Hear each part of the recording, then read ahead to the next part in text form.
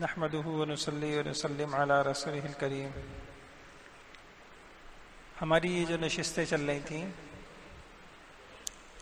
اس میں سب سے پہلے آپ کے سامنے یہ بات آئی کہ ہماری زندگی کی ضروریات کیا ہیں، خواہش کیا ہے، مقصد کیا ہے. تو زندگی کا مقصد کیا ہے بتائیے؟ اللہ کے دین کو، زندگی گزارنے کے صحیح طریقے کو سیکھنا اور اس پر عمل کرنا اور اس کو پھیلانا. دوسرے نمبر پہ کیا بات سامنے آئی؟ اب دین میں ہم کیا سیکھیں، نہیں کیسے سیکھیں، کیسے سیکھیں، کن سے سیکھیں، کن سے نہیں سیکھیں، یہ بات سامنے آئی. اور تیسری بات یہ سامنے آئی کیا سیکھیں. تو میں نے کہا سب سے پہلے جو چیز سیکھنے کی ہے بنیادوں کو سیکھیں، اور وہ کیا ہے، ہم کس پر اعتماد کریں. تو کیا بات سمجھ میں آ گئی؟ نمبر 1 زور سے بولیے، عقل کے بجائے کس کے اوپر اعتماد. ایک نشست ہماری یہ ہو گئی. نمبر 2 حضور اقدس صلی اللہ تعالی علیہ وسلم کی ختم نبوت کے اوپر اعتماد ہو. نمبر 3 حضور صلی اللہ تعالی علیہ وسلم کی حدیثوں کے اوپر اعتماد ہو. 3 ہو گئی، اور بھی ہوئی تھی کچھ 4. ہاں نمبر 4 بدعت کے بجائے حضور صلی اللہ علیہ وسلم کی سنتوں پر اعتماد. 4 چیزیں ہو گئیں. آج 5ویں چیز پڑھتے ہیں انشاءاللہ. یہ ہماری بنیادیں ہیں، یہ ہمیں اپنی نسلوں کو سکھانا ہے اور اس پر ہم نے جمنا ہے انشاءاللہ. ایک مرتبہ یہ بنیاد صحیح ہو گئی تو انشاءاللہ پورے اسلام کی عمارت اللہ نے چاہا صحیح ہو گئی. اچھا جی، کتنی 4 ہو گئی جی. آج 5ویں بات صحابہ اکرام پر اعتماد. 5ویں بات ہمارے دین کی جو بنیادیں ہیں ہمیں نہیں سمجھ میں آ رہی، کافروں کو، غیروں کو سمجھ میں آ رہی. اس لیے وہ جو شکوک اور شبہات پیدا کرتے ہیں وہ انہی راستوں سے پیدا کرتے ہیں. ان بنیادوں کو کمزور کر دو مسلمانوں کے، پھر لگے رہن دو ان کو نمازوں میں، ان کی بنیادیں ہلا دو. تشکیک، یہ دور ہے تشکیک کا، شکوک اور شبہات، وسوسے دلوں میں ڈالنا. برسوں سے انسان کے اندر ایک اعتماد ہوتا ہے، ایک خوبصورت سی بات، ایک وسوسہ سا ڈال دیا جاتا ہے. اچھا، صحابہ اکرام پر اعتماد. سب سے پہلے صحابی کہتے کس کو ہیں پتہ ہے آپ کو؟ ایسا دور چل رہا ہے کہ صحابی کی تعریف بدل دیں گے تاکہ بہت سارے صحابہ کو صحابیت سے نکالنا آسان ہو جائے اور ان کے اوپر اعتراض کرنا آسان ہو جائے. صحابی کی تعریف یہ ہے وہ خوش نصیب ہستی جس نے حضور صلی اللہ علیہ وسلم سے بحالت اسلام ملاقات کی ہو اور اسلام پر ان کی موت واقع ہوئی. وہ خوش نصیب ہستی اسلام کی حالت میں وہ حضور سے ملے اور مسلمان بن کے ہی مرے. اب اس میں غور کیجئے گا، ملاقات مختصر ہو، لمبی ہو، انہوں نے حضور صلی اللہ علیہ وسلم سے کوئی روایت کی ہو نہ کی ہو، آپ کے ساتھ کسی غزوے میں شریک ہوئے ہوں نہ ہوں، آنکھوں سے آپ کو دیکھا ہو نہ دیکھا ہو، نابینا صحابی بھی تو تھے، نہ دیکھا ہو. یہ سمجھ گئے؟ اچھا، کچھ باتیں اس کو نوٹ کر لیں آپ. صحابہ سے متعلق چند باتیں لکھوا رہا ہوں، اس کو نوٹ کر لیجئے. بس یہ وہ اعتماد ہے جو ہمیں صحابہ پر کرنا ہے. خدا نخواستہ کسی کا یہ اعتماد نہیں ہے تو اس کی دین کی بنیاد ہلی ہوئی ہے. نمبر 1 صحابہ پختہ ایمان والے تھے، پکے مومن تھے. صحابہ پختہ ایمان والے، پکے مومن تھے. نمبر 2 تمام صحابہ قابل اعتماد، متقی ہدایت یافتہ تھے۔ نمبر 2، تمام صحابہ قابل اعتماد، متقی، ہدایت یافتہ تھے۔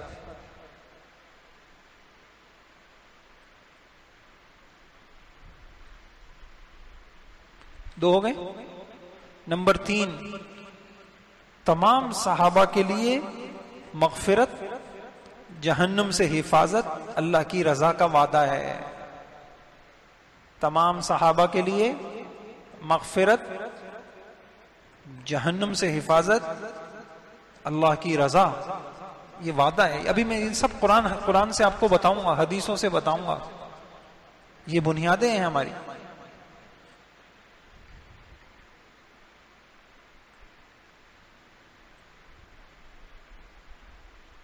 لکھ لی 3 باتیں، ابھی آپ سنائیں گے مجھے یہ۔ نمبر 4،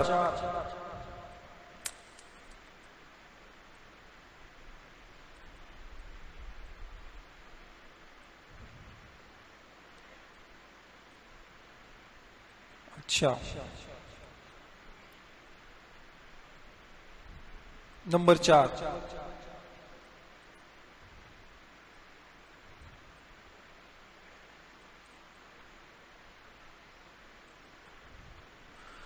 قرآن کریم میں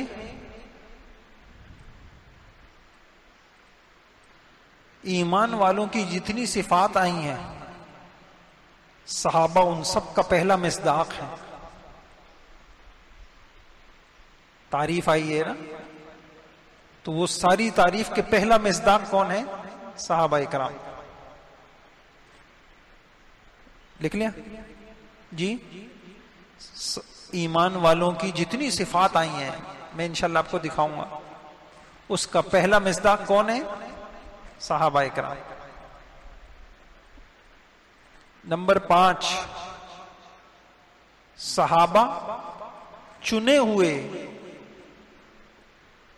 منتخب لوگ تھے، انبیاء کے بعد امت میں سب سے بہتر صحابہ چنے ہوئے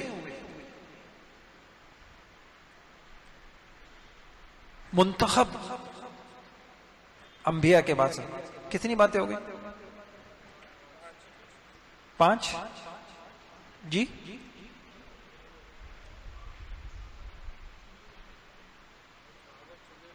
منتخب بندے تھے۔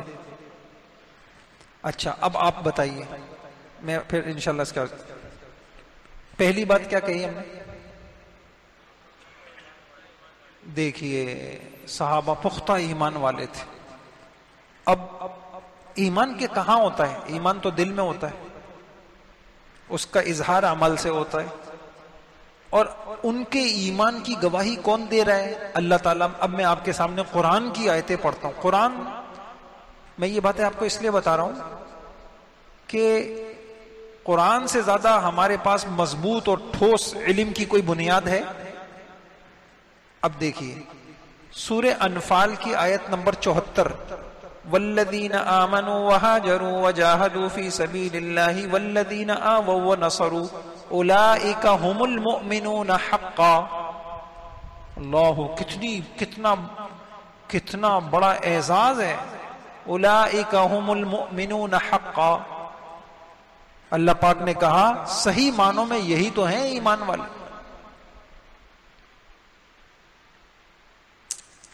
اسی طرح سورہ حجرات ہے،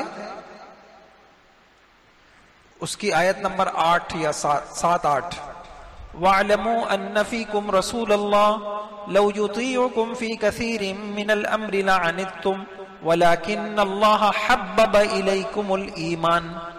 ہم دعائیں مانگتے ہیں، اللہم حبب الینا الایمان، اے اللہ ہمارے دل میں ایمان، ہمارے دل میں ایمان کی محبت ڈال دے، ایمان کو راسخ کر دے۔ اور اللہ تعالیٰ صحابہ کے بارے میں کہہ رہے ہیں وَلَكِنَّ اللَّهَ حَبَّبَ إِلَيْكُمُ الْإِيمَانَ، تمہارے دل میں ایمان کی محبت ڈال دی گئی ہے، ایمان تمہارے دل میں راسخ کر دیا گیا ہے۔ ایمان کی قیمت، ہمارا ایمان، ہمارے دور کا ایمان ایک عورت کی تصویر پہ بک جاتا ہے، ایک رشوت کے اوپر بک جاتا ہے، 4 پیسوں کے اوپر جو ہے انسان، وہاں بڑے سخت سخت امتحان لیے گئے ایمان کے. اچھا، سورہ حشر ہے، سورہ حشر اور اس کی آیت نمبر 8، اس کے اندر اللہ رب العزت نے فرمایا للفقراء المہاجرین الذین اخرجوا من دیارہم واموالہم یبتغون فضلا من اللہ ورضوانا وینصرون اللہ ورسولہ اولئک هم الصادقون. اولئک هم الصادقون، سچے ہیں یہی لوگ. اللہم، ان کی زندگی سچی، ان کا قول سچا، جو کہتے ہیں وہ کر کے دکھاتے ہیں. ہم نے تو اپنا حل پڑھ لیا نا. ہم نے پہلی نشست جو لی تھی اس میں ہم نے کیا کہا؟ ہم کیا کہتے ہیں؟ دنیا مختصر ہے، آخرت ہمیشہ کی ہے. لیکن ہماری ترجیحات کیا ہیں؟ آخرت ہے یا دنیا ہے؟ دنیا ہے. تو ہم تو سچے نہیں ہیں. کہتے ہم کچھ ہیں، کرتے کچھ ہیں، سوچتے کچھ ہیں، بولتے کچھ ہیں. صحابہ کی زندگی پرکھی ہوئی تھی. اولئک هم الصادقون. اللہ پاک کہہ رہے ہیں کہ یہی لوگ کیا ہیں؟ سچے ہیں. اچھا، یہ تفسیر ہے ایک. انہوں نے اس کی تشریح کی صادقون ای الکاملون فی الصدق فی دعواہم الایمان. کیا مطلب؟ کہ اپنے ایمان کے دعوے میں یہ لوگ سچے ہیں. اللہ، یہ ہے تشریح. ایمان کے دعوے میں صحابہ سچے پکے لوگ تھے. اچھا، سورہ فتح آیت نمبر 26، اذ جعل الذین کفروا فی قلوبہم الحمیۃ حمیۃ الجاہلیہ فانزل اللہ سکینتہ علی رسولہ وعلی المؤمنین والزمہم کلمۃ التقوی وکانوا احق بها. اللہ تعالیٰ کہہ رہے ہیں میں نے تقوی کی بات پر ان کو جمع دیا ہے اور یہی اسی کے زیادہ حقدار ہیں. تقوی کی بات پر میں نے ان کو جمع دیا ہے. اور اس سے مراد کلمہ ایمان ہے. کلمہ تقوی سے مراد اہل تقوی کا کلمہ یعنی کلمہ توحید ہے، کیونکہ یہ کلمہ تقوی کی بنیاد ہے. صحابہ کو اس کلمے کا سب سے زیادہ حقدار، سب سے زیادہ اہل فرما کر اللہ تعالیٰ نے ان لوگوں کی رسوائی واضح کر دی جو ان حضرات پر نفاق اور کفر کا الزام لگاتے ہیں. اللہ تعالیٰ نے ان کو کلمہ اسلام کا اہل فرمایا. اللہ تو کہہ رہے ہیں کہ اصل اسلام کے کلمے کے حقدار یہ ہیں، اہل یہ ہیں، انہوں نے کلمے کا حق ادا کیا. اسی وجہ سے قرآن میں جتنی آیتیں ہیں یا ایھا الذین آمنو، اس آمنو کا مصداق کون ہے؟ سب سے پہلے اے ایمان، سب سے پہلے صحابہ ہیں.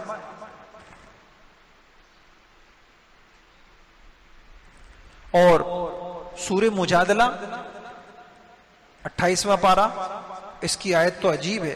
لا تجد قوما يؤمنون بالله واليوم الآخر يوادون من حاد الله ورسوله ولو كانوا آباءهم أو أبناءهم أو إخوانهم أو عشيرتهم أولئك كتب في قلوبهم الإيمان. اللہ اکبر.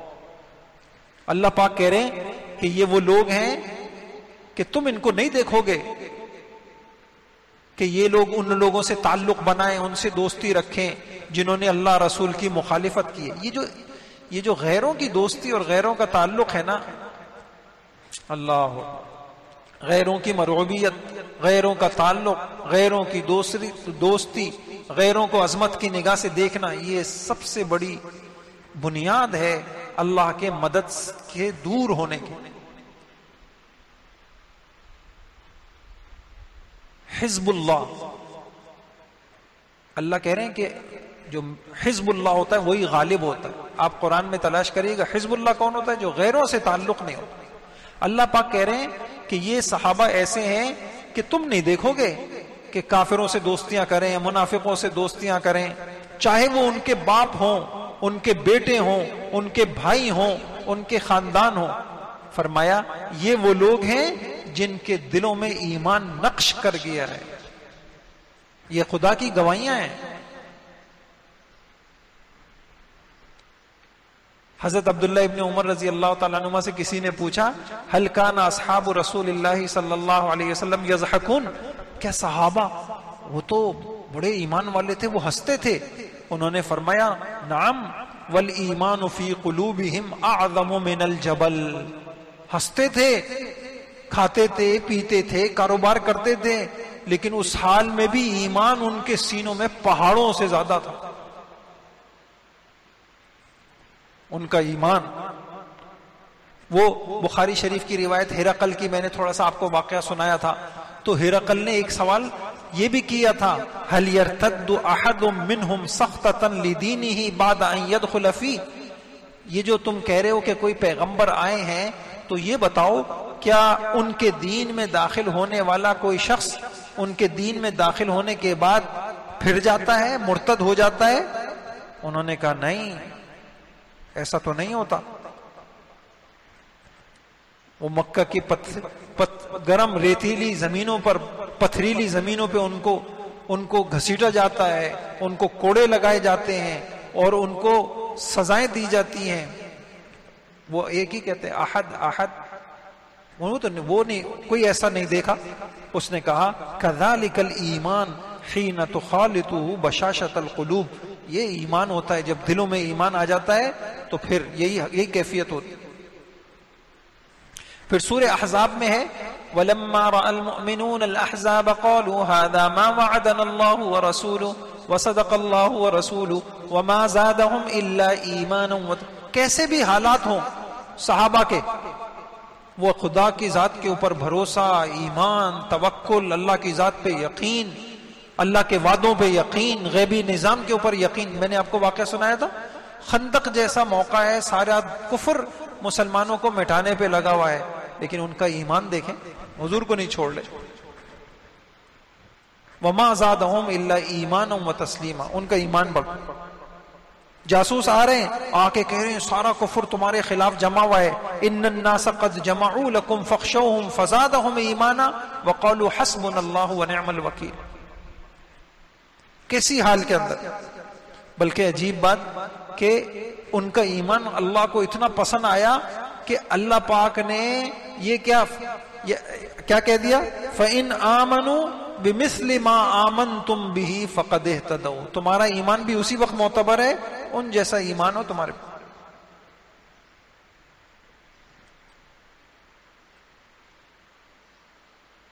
ہمارے وہ بزرگ کہنے لگے، ہمارے بزرگوں میں تھے ایک تھے مفتی زین العابدین رحمت اللہ علیہ، تو وہ یہی کہتے تھے کہ بھئی سوال پیدا ہوتا ہے کہ ہم تو ایمان والے ہیں، اللہ پاک ایمان والوں سے کہہ رہے ہیں اے ایمان والوں ایمان لے کر آؤ. تو وہ اس کا ترجمہ کہتے ہیں ایک کراچی والے، وہ یہ کہتے ہیں جیسے کوئی کہے ایک کراچی کے ایمان والوں کے، کراچی والا ایمان نہیں، صحابہ جیسا ایمان لے کر آؤ. تو بھائیوں، پہلی بنیاد وہ یہ ہے کہ صحابہ جیسا ایمان، صحابہ جیسا عقیدہ اور ایمان کی پختگی وہ اس کائنات میں دنیا نے نہیں دیکھی. اس دور کے اندر میرے بھائیوں، حضور کا کلمہ پڑھنا ایسا تھوڑی تھا کہ ہمارے یہاں اسپتال میں بچہ پیدا ہو گیا اور کان کے اندر اذان دے دی اور لو جائیے مسلمانی ہو گئی ان کی، اور یہ جو ہے پکے ٹھکے مہر لگ گئی مسلمان.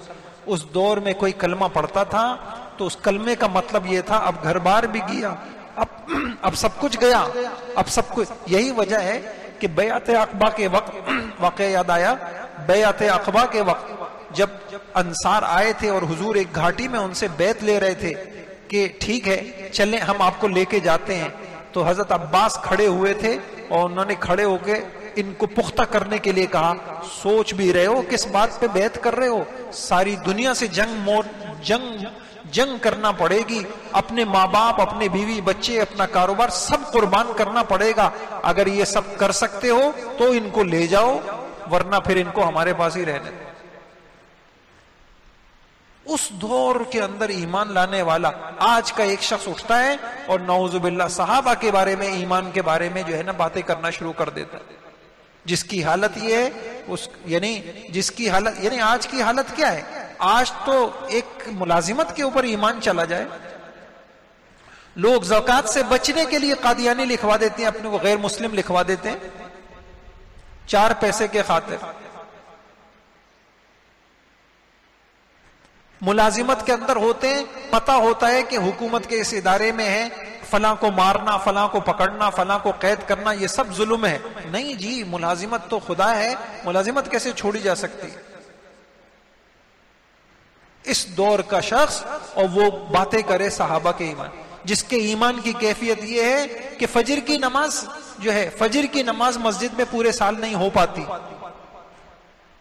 اور وہ بات کرے صحابہ اکرام کے ایمان کی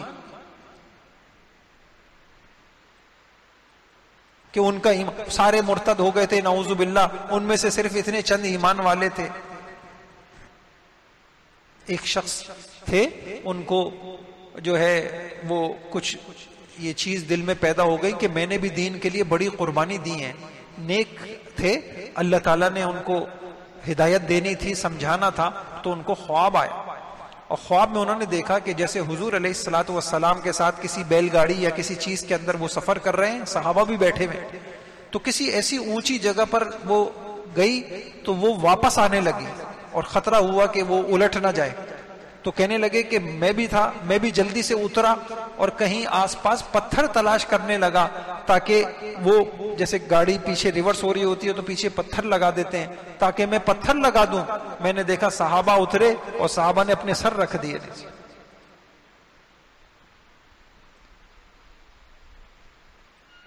بھائیوں، ایمان خدا نے ان کے ایمان کی گواہی دی ہے، خدا نے ان کے پختہ ایمان کی پختہ ساری سیرت پڑھے ہیں، صحابہ کے حالات پڑھے، حیران ہوتے ہیں. اللہ اکبر.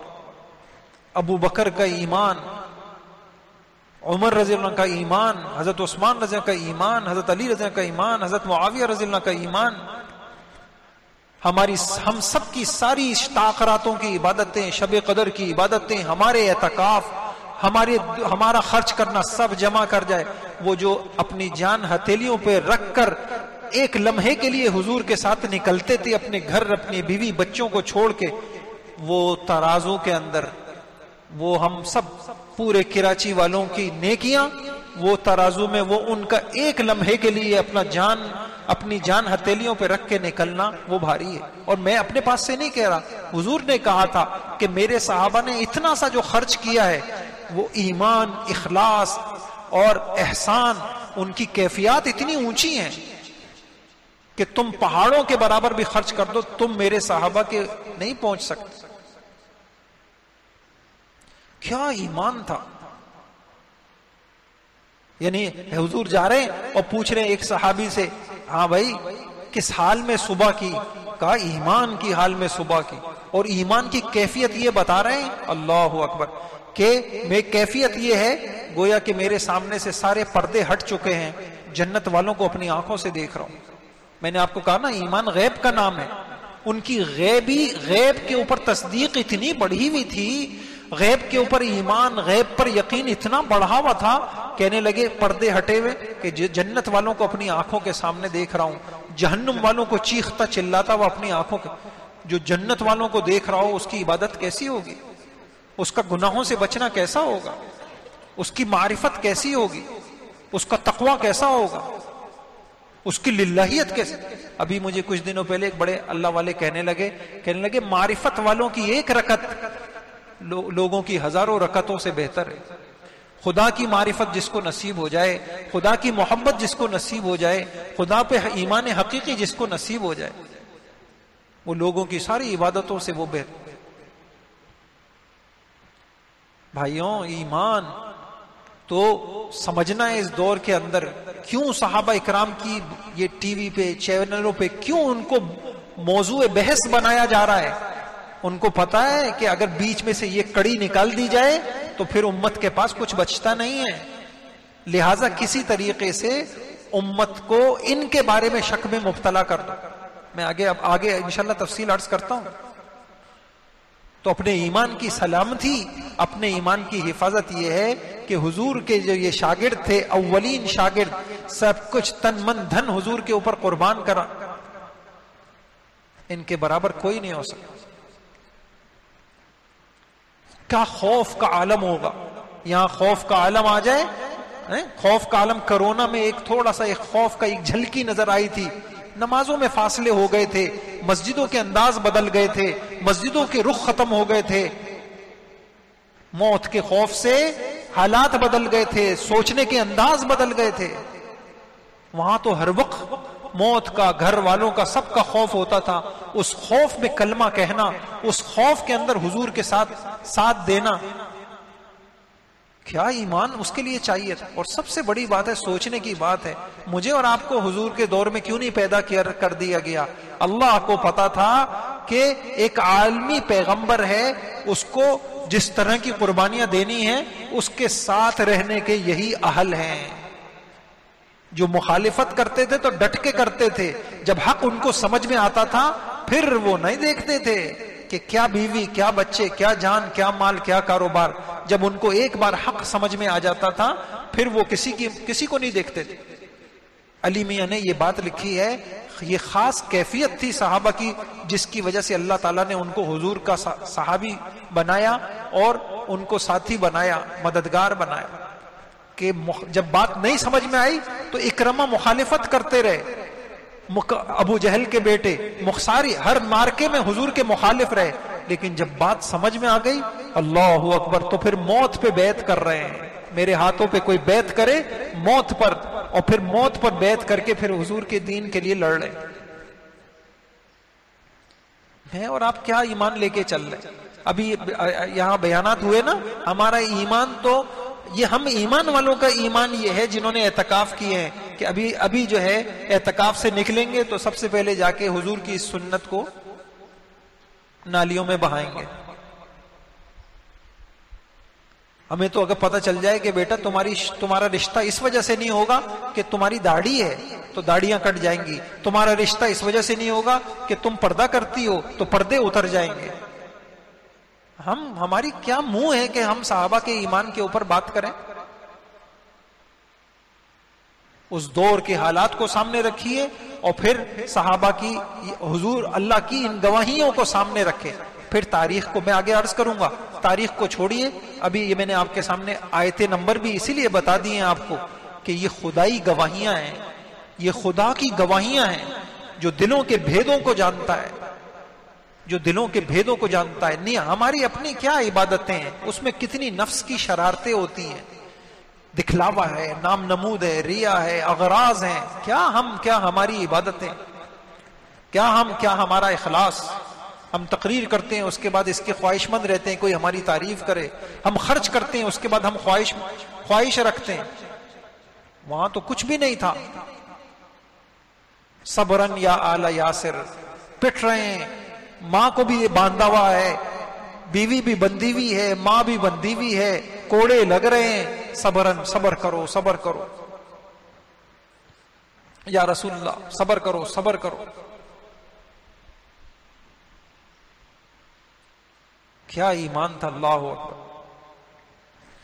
تو بھائیوں یہ ایک بات سمجھ میں آ گئی کہ صحابہ اکرام پختہ ایمان والے تھے، ان کے ایمان کی گواہیاں اللہ تعالیٰ نے کسی تاریخ کی کتاب میں نہیں، اس کی گواہیاں اس آسمانی آخری وحی، آسمانی کتاب قرآن کی ایک آیت نہیں کئی آیتوں کے اندر اللہ پاک۔ دوسری بات کیا لکھی ہے آپ نے؟ تمام صحابہ ثقہ، قابل اعتماد، متقی، ہدایت یافتہ تھے۔ یہ بہت اہم بات ہے، یہ ہمارے عقیدے کا حصہ ہے۔ الصحابۃ کلہم عدول، سارے صحابہ عادل تھے، جس کو میں نے آسان الفاظ میں آپ کو بتا دیا۔ کیا مطلب؟ تقوی کیا مطلب؟ علماء نے لکھا ہے تمام صحابہ کبیرہ گناہوں سے بچتے تھے اور صغیرہ گناہوں کے عادی نہیں تھے، اور کسی صغیرہ گناہ پر بھی مداومت نہیں کرتے تھے۔ ہمارے ہاں تو کبیرہ گناہوں کے اوپر ہمیشگی ہوتی ہے، سال سے کتنے سارے کبیرہ گناہ کر رہے ہیں۔ وہ صغیرہ گناہ بھی کبھی ہو گیا، صغیرہ چھوٹا سا گناہ بھی، لیکن ان کی عام زندگی ایسی نہیں تھی۔ کبیرہ گناہوں سے تو وہ بہت بچتے تھے۔ اسی کو ہمارے بڑے کہتے ہیں صحابہ معصوم تو نہیں تھے لیکن محفوظ تھے۔ معصوم کون ہوتا ہے؟ نبی۔ لیکن صحابہ کیا تھے؟ محفوظ تھے. کیا مطلب محفوظ کا؟ اس کا مطلب سمجھ لیجیے. معصوم نہیں تھے یعنی ان سے گناہ ہو سکتے تھے، ان سے زنا بھی ہو سکتا ہے، ان سے گناہ ہو سکے. وہ فرشتے نہیں ہیں، وہ نبی نہیں ہیں، انسان ہیں. لیکن اللہ تعالیٰ کی ایک حفاظت ہوتی ہے. اللہ تعالیٰ بعض بندوں کی حفاظت فرماتے ہیں. تو اللہ تعالیٰ نے ان کو محفوظ فرمایا تھا. کیسے؟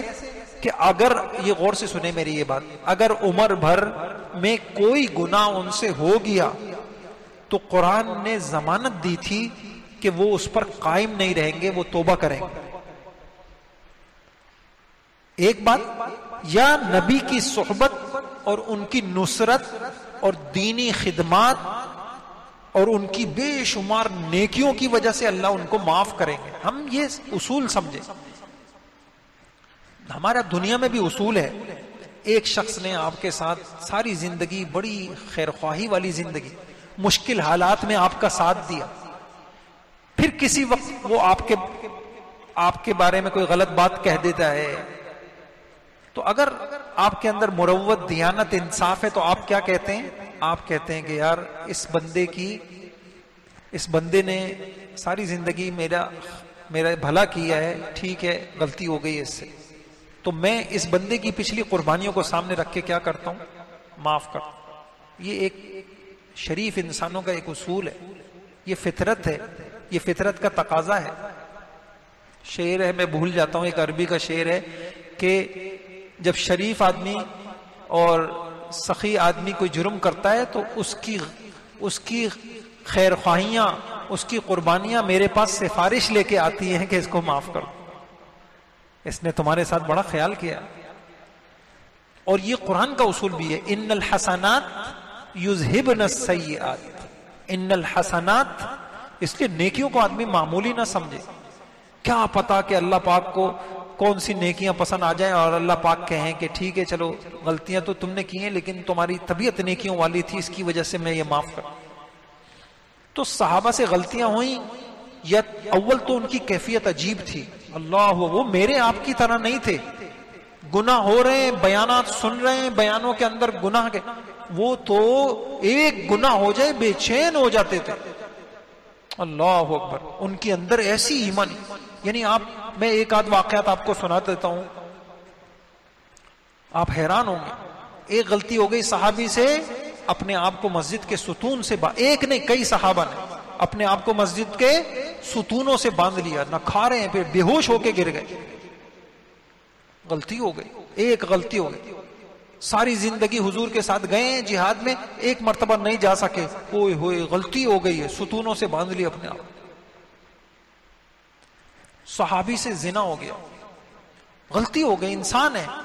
اللہ تعالیٰ نے نمونے کے طور پہ یہ بتانا تھا، لیکن ایمان، ان کا ایمان اندر سے ان کو تڑپا کے رکھ دیتا تھا، بے چین کر دیتا تھا. اب کیا ہوا؟ اب آ رہے ہیں، یا رسول اللہ مجھے پاک کر. یعنی آپ تصور کیجئے، مجھے آپ کو پتا چل جائے کہ میں نے اگر اس جرم کا اقرار کر لیا تو مجھے 1 سال کی جیل ہو جائے گی. وہاں کیا تھا؟ پتا تھا کہ اس جرم کی سزا یہ ہے کہ دردناک طریقے سے موت آئے گی، کہ یوں مجھے کھڑا کیا جائے گا اور سارے پتھر ماریں گے، پتھر مارتے مارتے مارتے مارتے میرا خون نکلے گا اور میں مر جاؤں گا. اور آ کے کیا کہہ رہے ہیں؟ یہاں سے آتے ہیں، یا رسول اللہ مجھے پاک کر دیجئے. حضور چاہ رہے تھے یہ پیچھے ہی کہیں جا کے چھپ چھپا کے توبہ کر لیں، یہ نہ کریں. حضور چہرہ پھیر لیتے ہیں، لیکن میں ان کا ایمان ان کو بے چین کر رہا ہے. اس گناہ کے ساتھ خدا کے سامنے کس منہ سے جاؤں گا؟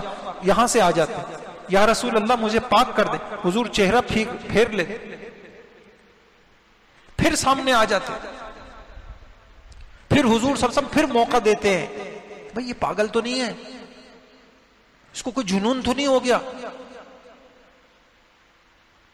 جب شرعی لحاظ سے اقرار، ایک آدمی اقرار کر لے، کئی مرتبہ کر لے شرعی لحاظ سے، تو پھر تو خدا کا حکم ہے. جب سب کچھ ہوتا ہے، ثابت ہو جاتا ہے، تو پھر حضور صلی اللہ علیہ وسلم سنگسار کرنے کا حکم دیتے. اور پھر حضور کہتے ہیں ایسی توبہ کی ہے ایک صحابی کے چھینٹ لگ جاتی ہے ان کی خون کی، وہ برا سمجھتے ہیں اس کو. حضور نے کہا ایسی توبہ کی ہے سارے اہل مدینہ پہ تقسیم کر دے، ساری دنیا پہ تقسیم کر دی جائے، او کما قال، تو وہ کیا ہو جائے، سب کی اللہ مغفرت کر دے. ایسا ایمان ہے کسی کے پاس؟ ہم تو ان بیانوں میں سنتے ہیں ساری زندگی گناہ کیا، ایک آنسو بہا لو، تمہارے آنسو کی اللہ کی قدر ہے. تو آنسو کی قدر ہے تو خون کی کتنی قدر ہوگی، جس نے ایک گناہ پہ اپنا سارا خون بہانے کے لیے تیار ہو. امرأ غامدیہ، ایک خاتون سے گناہ ہو جاتا ہے، اللہ اکبر، اس گناہ کی وجہ سے ان کے پیٹ میں بچہ آ جاتا ہے، گناہ ہو گیا. اللہ، ایمان کی کیفیت دیکھیں آپ، ان کے ایمان دیکھیں. بے قرار ہو کے حضور صلی اللہ علیہ وسلم کے سامنے آتے، مجھے پاک کر دے. جو نبی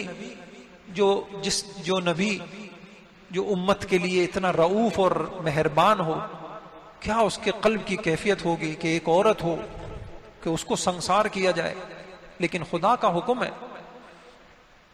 تو حضور صلی اللہ علیہ وسلم ان کو کہتے ہیں نہیں ابھی نہیں، بچے نے کیا جرم کیا ہے، پیٹ میں بچہ ہے، جاؤ پہ بچے کی ولادت ہوگی پھر دیکھیں گے. بھول بھال جائیں. ہمارے یہاں کیا ہوتا ہے، گناہ کر کے بھول جاتے ہیں، کبھی خیال بھی آ گیا پھر اس کے بعد بھول بھال گئے کہ کتنے بڑے بڑے جرم کیے ہیں خدا کی دربار میں. ان لوگوں کے ہاں اللہ کی نافرمانی معمولی نہیں تھی. اب بچے کی ولادت ہو گئی، پھر بچہ لے کے آ رہے ہیں. حضور نے کہا بھائی بچہ ہے، ماں ہو، دودھ پلاؤ گی، دودھ کون پلائے گا، اس کی پرورش کون، بچہ ضائع ہو جائے گا، بڑا ہوگا پھر دیکھیں گے. لیکن وہ اندر جو ایک بے چینی لگ چکی تھی وہ ختم نہیں ہو رہی. آپ تصور کریں نا، ہمیں ایک کیفیت پیدا ہو جائے، اپنے گناہ یاد آنے لگ جائیں، لمحے بھر کی کیفیت ہوتی ہے، گھر جاتے ہیں ختم، بازار گئے ختم. وہ کیا ایمانی کیفیت تھی کہ اپنے جرم کا احساس ہو گیا، اپنے گناہ کا احساس ہو گیا. اب آپ ذرا تصور کریں، جو جان دینے کے لیے تیار ہے اس کی راتیں کیسی ہوں گی، وہ توبہ کتنا کرتا ہوگا، وہ روتا کتنا ہوگا.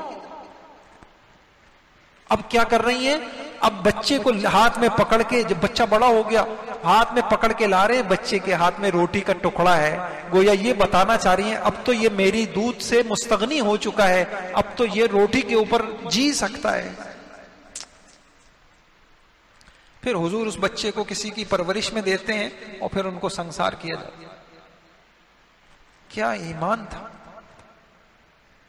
ہم لوگ بات کرتے ہیں صحابہ کی، تو دوسری بات یہ بتائی کہ محفوظ ہونے کا مطلب یہ ہے اگر زندگی میں کبھی کوئی گناہ ہو جائے، وہ بے چین ہو جاتے تھے، توبہ کے بغیر وہ رہ نہیں سکتے تھے، وہ ہر قیمت پہ وہ توبہ کرتے تھے. کون سا گناہ ہے، شرک بھی اللہ، مشرک مسلمان ہو جائے اللہ معاف کر دیتے ہیں، کون سا گناہ ہے جو توبہ اس کو چھوڑتی ہوگی. کیا ان کی توبہ، کیا ان کا استغفار. جن کی راتوں کا اللہ پاک نے یہ کہا کانو قلیلا من اللیل ما یہجعون، راتوں کو سوتے کم ہیں، پوری پوری رات استغفار کرتے. ایک مجھے واقعہ یاد آیا، ایک ہمارے بزرگوں میں ایک تھے، اللہ اکبر، تمنائیں لوگوں، یہ انسان اپنی اچھا انسان وہ ہے جس کی تمنائیں خواہشات بڑی پاکیزہ ہوں. وہ کسی بزرگ کو کہتے تھے بھائی میں نہیں مانتا، میں ان کو تو جب کہنے لگے میں ان کو جب مانوں کہ جب میں یہ مجھے حضور کے صحابہ جیسی زندگی میں 2 رکعت پڑھوا دیں. اللہ اکبر، حضور کے صحابہ جیسی 2 رکعت یہ مجھے پڑھوا دیں پھر میں مانوں یہ بزرگ ہیں. ایک دن وہ اللہ والے یہ سو رہے تھے، کہا اٹھو تہجد کا وقت ہو گیا، نماز پڑھو. کہنے میرے رونگٹے کھڑے ہو گئے. میں اب جو وضو کی طرف چلا، ایک عجیب کیفیت تھی میرے پر، اس کیفیت کے ساتھ میں نے طہارت کا وضو کیا، عجیب انوار تھے، عجیب دل کے اندر لرزا ہوا تھا. پھر میں اللہ اکبر کہہ کے میں نے نماز شروع کی اور پورے اہتمام سے میں نے وہ نماز پڑھی. لیکن عجیب میں ایک ایسی کیفیت سے گزر رہا تھا کہ جب میں نے وہ 2 رکعت نماز پڑھی مجھے ایسا لگا یہ میری نماز تو کسی قابل ہی نہیں ہے. میں نے پھر اس کو چھوڑ، پھر 2 رکعت نماز پڑھی، اور وہ 2 رکعت میں نے نماز پڑھی، مجھے اپنی نماز ہیچ نظر آئی. میں نے کہا یہ کیا نماز ہے. پھر میں نے 2 رکعت، پوری رات میں نماز پڑھتا رہا، جب پوری رات اس کیفیت کے ساتھ نماز پڑھتا رہا، پھر جب صبح ہو گئی تو پھر میرا دل اتنا دکھا کہ میں اللہ کے آگے کھڑا ہونا ہی مجھے نہیں آیا، پھر میں استغفار کے اندر لگ گیا، میری آنکھوں سے آنسو بہنے لگ گئے۔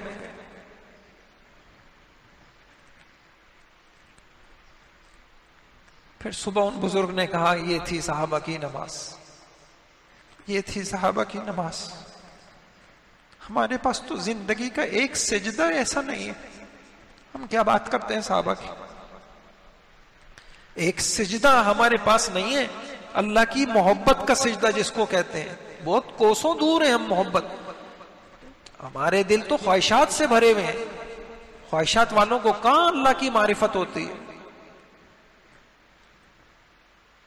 تو بھائیوں، ایک کیفیت اللہ نے ان کو دی تھی، ان کا ایمان تھا کہ اگر ان سے غلطی ہوئی ہے تو وہ غلطیاں ہم اپنے زنا پہ ان کے زنا کو قیاس نہ کریں۔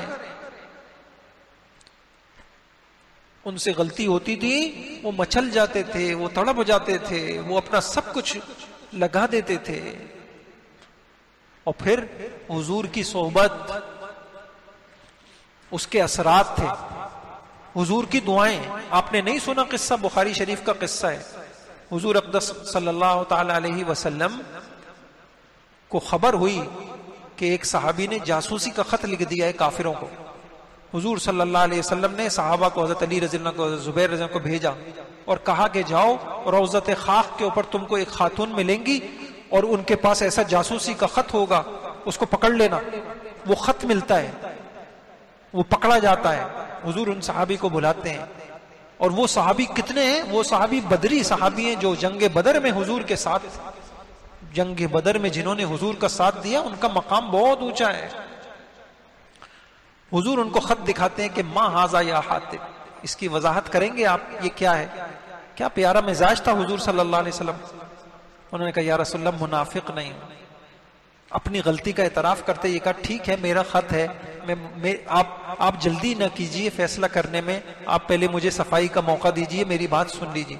حضور نے فرمایا کہ انہوں نے فرمایا کہ یا رسول اللہ بات یہ ہے کہ مکہ مکرمہ میں جتنے مسلمانوں کے خاندان آباد ہیں ان کا کوئی نہ کوئی بڑا وہاں موجود ہے، خاندان ہے، میں اکیلا ہوں، میرے گھر والے وہاں اکیلے ہیں، ان کو کوئی دیکھ بھال کرنے والا نہیں، ان کو کوئی حفاظت کرنے والا نہیں۔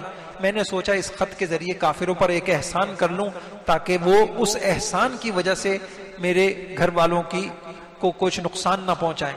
باقی رہ گئی اللہ کی مدد نصرت، تو وہ تو ہم نے ساری زندگی دیکھی ہے، دیکھ ہی لیا ہے کہ جس کی مدد کے لیے فرشتے اترتے ہوں تو ان کو پتہ بھی چل جائے کہ حضور فتح مکہ کے لیے آ رہے ہیں، تو وہ پتہ بھی ان کو چل جائے گا، تو وہ کیا کر سکتے؟ حضور نے فرمایا حاتب نے سچ کہا۔ آپ نے ان کی اس بیان کو اور ان کی اس صفائی کو قبول کیا اور کہا کہ حاتب نے سچ کہا۔ عمر رضی اللہ کہ یا رسول اللہ مجھے اجازت دیجیے میں اس منافق کی گردن ہوں۔ کہا نہیں عمر، تم کو پتہ ہے یہ بدری ہیں، بدری تو پچھلی قربانی کی وجہ سے حضور نے ان کی اس غلطی کو معاف کیا۔ ہم کون ہوتے؟ بدر والے وہ ہیں۔ عمر تم کو پتا ہے کہ اللہ پاک نے اہل بدر کو دیکھا، ان کے دلوں کی کیفیتوں کو دیکھا، ان کے ایمان کو دیکھا، اللہ نے کہا جاؤ صاحب تمہارا اگلا پچھلا سب معاف۔ تو بعض گناہ ان کے ہیں ہوئے، لیکن ان کی پچھلی اتنی بڑی بڑی قربانیاں تھیں، اس کی برکت سے اللہ تعالیٰ نے ان کے کیا کر دیے؟ معاف کر دیے، ان کی نیکیوں کی وجہ سے، ان کی قربانیوں۔ اور یہ ہماری ایک عام اصول بھی ہے کہ انسان کرتا ہے ایسا۔ کتنی باتیں ہو گئیں؟ 2۔ تیسری بات کیا ہے؟ یہ کتنی عجیب بات، تمام صحابہ کو اللہ معاف کر چکے، اللہ نے ان کی مغفرت، تمام کے تمام جو صحابہ تھے ان کے لیے 2 باتیں یاد رکھی ہے، مغفور لہم مرضی عنہم، مغفرت اور رضا۔ بولیے، تمام صحابہ کے لیے اعلان ہوا ہے کس 2 باتوں کا؟ نمبر 1، نمبر 2 اللہ کی رضا۔ اور ظاہری بات ہے جس کی مغفرت ہو گئی اور جس سے اللہ راضی ہو گیا تو وہ سیدھا جنت میں جائے گا نہیں جائے گا، اور وہ جہنم سے بچے گا نہیں بچے گا۔ تو اسی وجہ سے میں نے آپ کو کہا کہ ان کے لیے مغفرت اللہ کی رضا کا وعدہ ہے جس کا تقاضا یہ ہے کہ وہ سیدھے کہاں جائیں گے. اب میں آپ کو قرآن کی آیتیں بتاتا ہوں, غور سے سنیے گا. اب سب سے پہلے ہم لے لیتے ہیں عشرہ مبشرہ. عشرہ مبشرہ جانتے ہیں آپ؟ وہ 10 صحابہ جن کو اللہ تعالیٰ نے اللہ کے نبی نے ایک مجلس میں کہا کہ تم بھی جنتی, تم بھی جنتی, تم بھی جنتی. مثلا ایک حدیث میں حضور صلی اللہ علیہ وسلم نے فرمایا ابو بکر فی الجنہ, عمر فی الجنہ, عثمان فی الجنہ, علی فی الجنہ, طلحہ فی الجنہ, والزبیر فی الجنہ, وعبد الرحمن ابن عوف فی الجنہ, وسعد فی الجنہ, وسعید فی الجنہ, وابو عبیدہ فی الجنہ. یہ 10 ہو گئے. اچھا اب آ جائیے وہ صحابہ جو بدر میں شریک ہوئے, کتنے سارے تھے, اور احد میں شریک ہوئے. قرآن دیکھیے, ابھی میں نے آپ کے سامنے حدیث پڑھی نا کہ حاطب ان کے متعلق حضور نے کیا فرمایا کہ وما يدريك لعل الله ان يكون قد اطلع على اهل بدر فقال اعملوا ما شئتم فقد غفرت لكم. اللہ تعالیٰ نے بدر والوں سے کہہ دیا جو چاہے کرتے رہو, میں نے تمہاری مغفرت کر دی. پھر قرآن کی آیت دیکھیے, قرآن میں ہے وَلَقَدْ صَدَقَكُمُ اللَّهُ وَعْدَهُ إِذْ تَحُسُّونَهُمْ بِإِذْنِهِ حَتَّى إِذَا فَشِلْتُمْ وَتَنَازَعْتُمْ فِي الْأَمْرِ وَعَصَيْتُمْ مِنْ بَعْدِ مَا. آگے اس میں آتا ہے وَلَقَدْ عَفَا عَنْكُمْ, اللہ نے تم لوگوں کو کیا کر دیا ہے, معاف کر دیا. تو بدر والے بھی معاف, عشرہ بولے میرے ساتھ, عشرہ مبشرہ معاف, بدر والے معاف, احد والے. اب آ جائیے حنین والے, بدر اور حدیبیہ والے. ابھی تھے میں نے بدر اور احد والے, اب بدر اور حدیبیہ والے. حدیث میں آتا ہے انی لارجو اللہ يدخل النار احد انشاءاللہ ممن شہد بدرا والحدیبیہ. مجھے اللہ سے قوی امید ہے جو بدر میں شریک ہو گیا, حدیبیہ میں شریک ہو گیا, اللہ تعالیٰ اسے عذاب نہیں دیں گے. اور پھر قرآن سنیے لقد رضی اللہ عن المؤمنین اذ یبایعونک تحت الشجرة فعلم ما في قلوبهم فأنزل السكينة عليهم وأثابهم فتحا قريبا. آگے آتا ہے عسى الله أن يتوب عليهم إن الله غفور رحيم. حدیبیہ والے. اب آ جائیے حنین والے. اللہ تعالیٰ نے حنین والوں کے متعلق کیا کہا لقد نصركم الله في مواطن كثيرة ويوم حنين إذا جبتكم كثرتكم فلم تغن عنكم شيئا. آگے آتا ہے ثم یتوب اللہ من بعد, پھر تمہاری توبہ اللہ نے قبول کی. حدیبیہ والے. اب آ جائیے تبوک والے. لقد تاب اللہ علی النبی والمہاجرین والانصار, اس میں بھی اللہ پاک نے کہا ثم تاب علیہ. تبوک والوں کے. اب آ جائیے تمام صحابہ, وہ آیت جس سے یہ پتہ چلتا ہے تمام صحابہ کو معاف کر دیا گیا. والسابقون الاولون من المهاجرين والانصار والذين اتبعوهم باحسان رضي الله عنهم ورضوا عنه واعد لهم جنات تجري. ابن حزم رحمۃ اللہ نے لکھا ہے کہ صحابہ سب کے سب پکے جنتی ہیں, اس لیے کہ اللہ تعالیٰ نے یہ کہہ دیا لا يستوي القاعدون. اللہ تعالیٰ نے کیا کہا وَكُلًّا وعد اللہ الحسنى, ان سب کے ساتھ ہمارا وعدہ ہے. ان الذين سبقت لهم من الحسنى اولئك عنها مبعدون. کتنی باتیں ہو گئیں؟ دو 3 نہیں ہوئی, 2 ہیں. سارے صحابہ ایمان والے ایک, اور دوسری بات سارے صحابہ قابل اعتماد, متقی, محفوظ, گناہوں سے محفوظ. اور گناہوں سے محفوظ ہونے کا آج مطلب سمجھ گئے آپ؟ یا کبیرہ گناہ کرتے نہیں تھے, اکا دکا کسی سے ہو جائے تو توبہ کے بغیر وہ رہتا نہیں تھا. یا تو توبہ سے اللہ معاف کرتے تھے, یا حضور کی صحبت سے معاف کرتے تھے, یا ان کی پچھلی قربانیوں سے اللہ معاف کر دیتے تھے. یہ واضح ہو گیا؟ اچھا, اگلی بات کیا ہے؟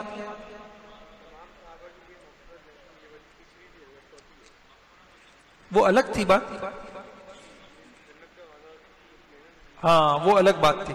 سارے صحابہ کے لیے کیا ہے؟ مغفرت, وہ الگ تھی نا بات. 3 باتیں ہو گئی. چوتھی بات کیا ہے؟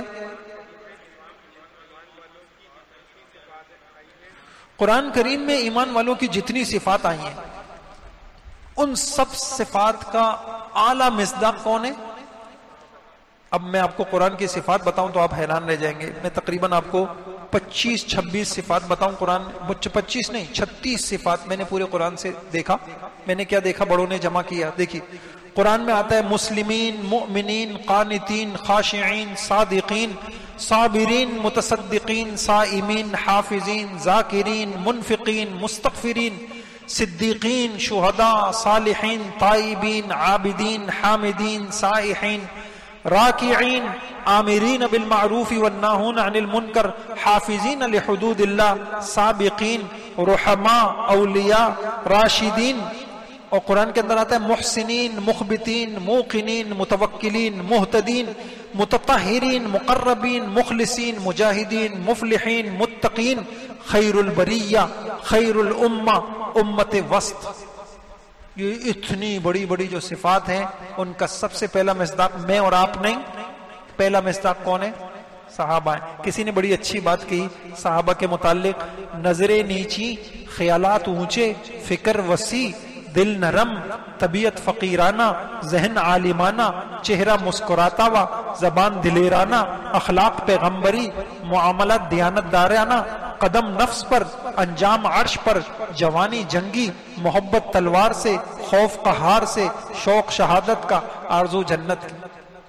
بولے نا سبحان اللہ. اللہ تعالیٰ پوری امت کی طرف سے صحابہ کو جزائے خیر عطا فرمائے.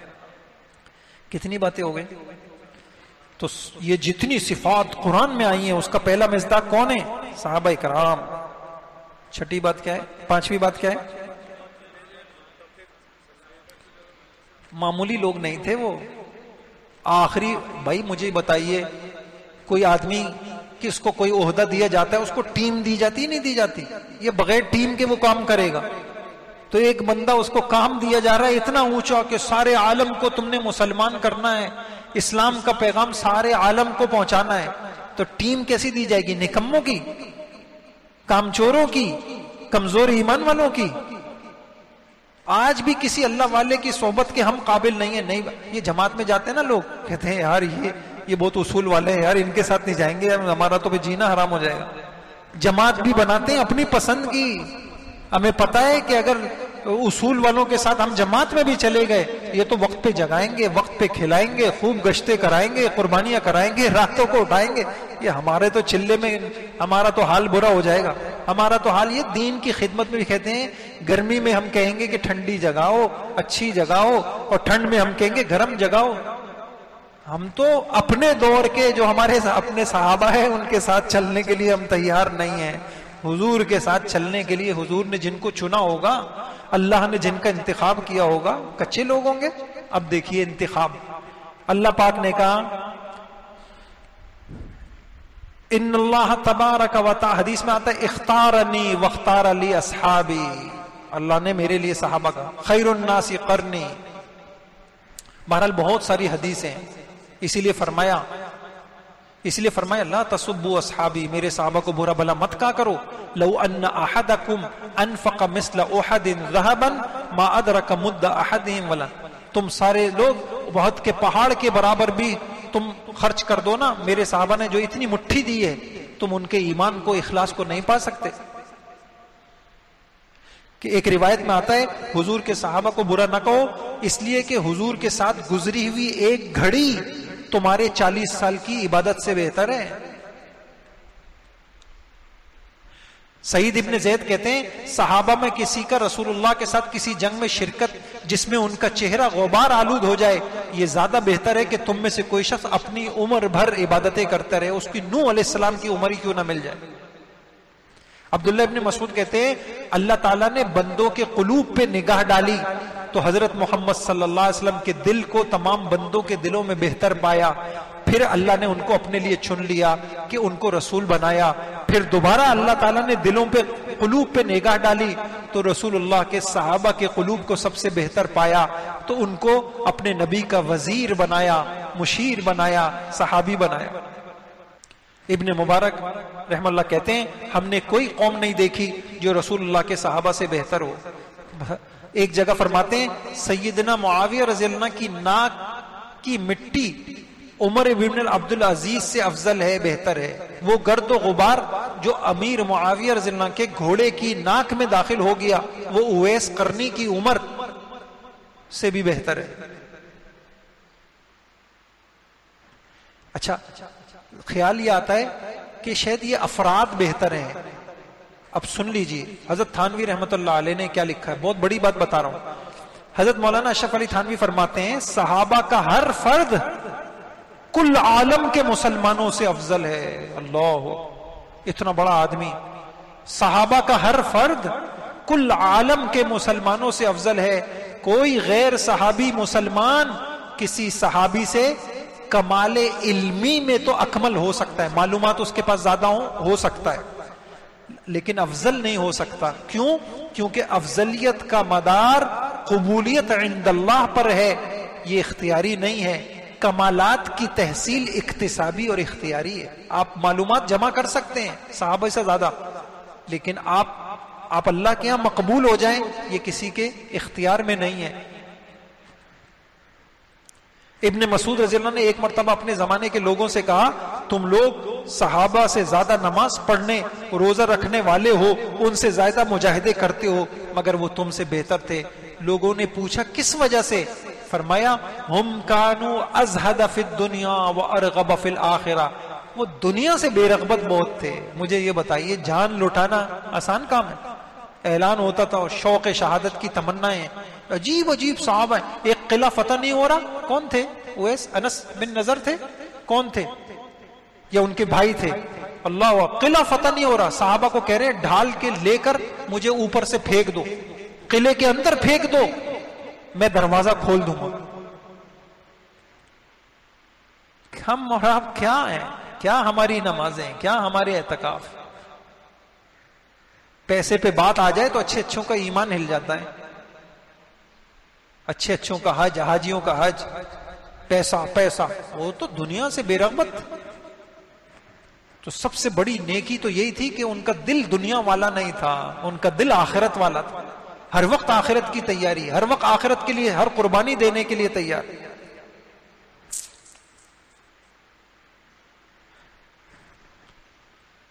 حضرت مجدد الثانی کہتے ہیں کوئی ولی کسی صحابی کے مرتبے کو نہیں پہنچ سکتا. اویس قرنی اپنی تمام تر بلند شان کے باوجود چونکہ حضور صلی اللہ علیہ وسلم کے شرف صحبت سے مشرف نہ ہو سکے, اس لیے ادنا صحابی کے مرتبے کو بھی نہیں پہنچے. امام نووی رحمۃ اللہ علیہ بہت بڑے حدیث کے شارح ہیں, فرمایا وہ فرماتے ہیں قاضی عیاض رحمۃ اللہ علیہ کے حوالے سے, جس نے رسول اللہ کی صحبت پائی, زندگی میں ایک بار آپ کو دیکھا اور اس کو صحبت کا شرف حاصل ہو گیا, وہ بعد میں آنے والے ہر شخص سے افضل ہے, اس لیے کہ صحبت نبوی کی فضیلت کے برابر کوئی عمل نہیں ہے.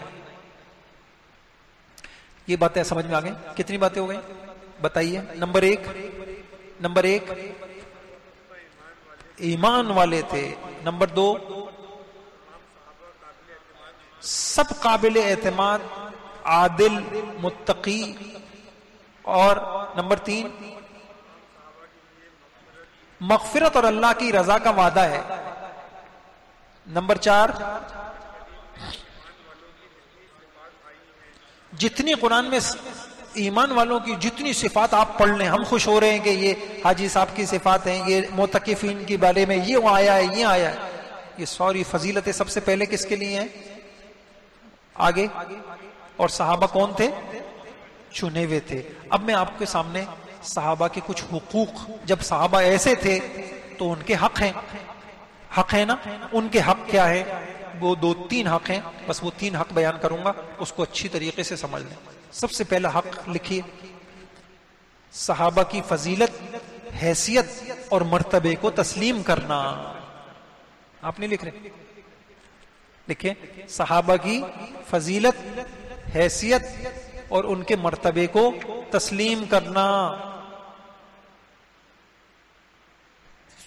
بھائی جی, ایک آدمی وزیر کو وزیر مانے نا, صدر کو صدر مانے, جنرل کو جنرل مانے, حل ہو گیا.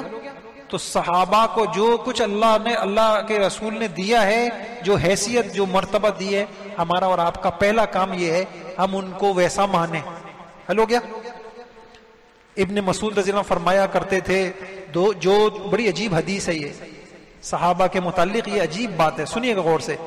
جو تم میں سے کسی راستے کو اپنانا چاہتا ہے تو ان کے راستے کو اپنائے جو فوت ہو چکے، اس لیے کہ زندہ آدمی فتنے سے محفوظ نہیں ہوتا۔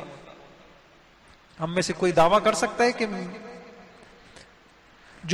اچھا زندہ آدمی فتنے سے محفوظ، اور ایسے لوگ کون ہیں؟ یہ جو محمد صلی اللہ علیہ وسلم کے ساتھی ہیں، اس امت کے افضل ترین لوگ ہیں، دل کے اعتبار سے نیک ترین ہیں، علم کے اعتبار سے انتہائی بڑے ہیں، انتہائی کم تکلفات میں پڑھتے تھے، اللہ نے ان کو اپنے نبی کی صحبت، اپنے دین کی اقامت کے لیے پسند کیا تھا، تم ان کی فضیلت کو پہچانو۔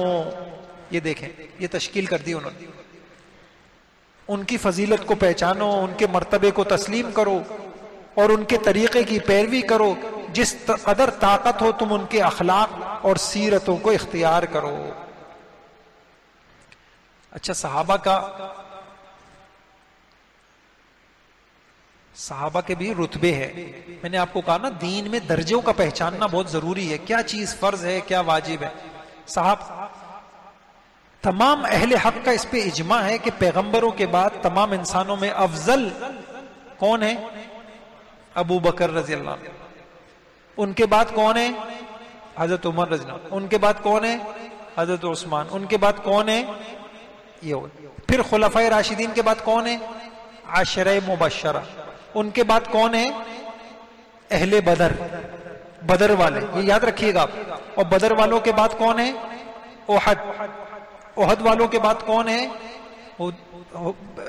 اہل بیت رضوان، صلح حدیبیہ۔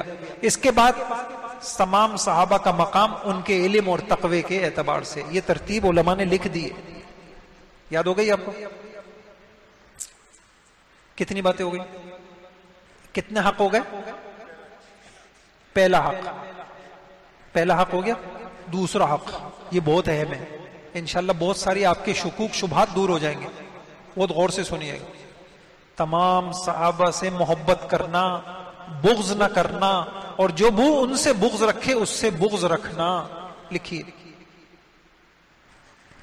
صحابہ سے محبت کرنا، بغض نہ کرنا، اور جو ان سے بغض رکھے پھر اس سے کیا کرنا؟ اس سے بغض رکھنا۔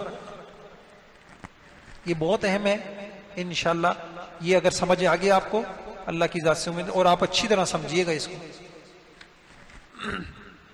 کیوں صحابہ سے محبت کریں؟ نمبر 1، اللہ ان سے محبت کرتا ہے۔ میں نے سارے قرآن سے آیتیں جمع کی ہیں۔ اللہ کن لوگوں سے محبت کرتے ہیں؟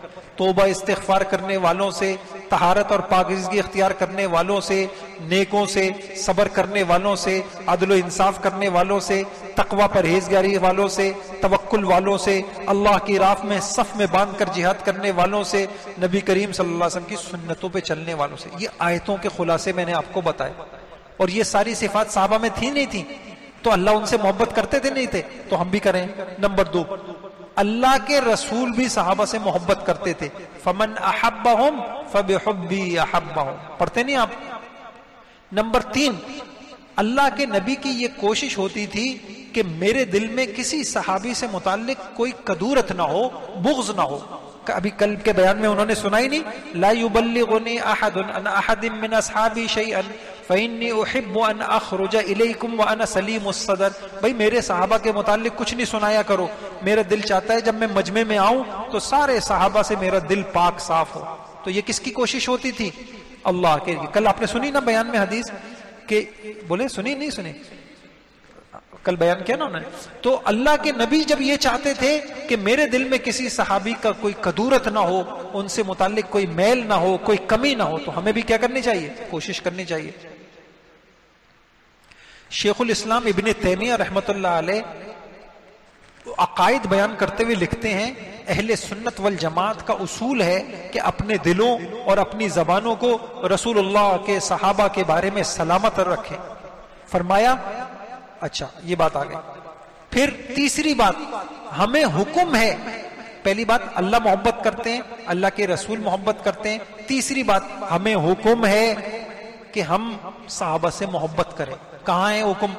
اب میں آپ کو آیتیں پڑھتا ہوں، اور سے سنیے گا۔ سب سے پہلے اہل بیت بھی صحابہ تھے نہیں تھے؟ اہل بیت بھی حضور کے صحابہ ہوئے نا۔ تو قل لا اسألکم علیہ اجرا الا المودۃ فی القربى، محبت کا حکم ہے. حضرت حسن حسین کے بارے میں حضور نے فرمایا اللہم انی احبہما فاحبہما واحب من یحبہما، اے اللہ میں ان سے محبت کرتا ہوں، جو ان سے محبت کرے تو بھی کر. اچھا،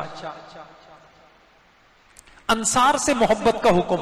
ایک حدیث میں فرمایا آیت الایمان حب الانصار و آیت النفاق بغض الانصار. ایمان، کسی کے ایمان کی علامت یہی ہے کہ وہ انصار سے محبت کرے گا، اور نفاق کی علامت یہ ہے کہ صحابہ سے اور انصار سے بغض کرے گا. الانصار لا يحبهم الا مؤمن ولا يبغضهم الا منافق. یہ ہو گیا. اچھا، کتنی باتیں ہو گئی؟ حکم بتا رہا ہوں، اہل بیت سے محبت، انصار سے محبت حکم ہے.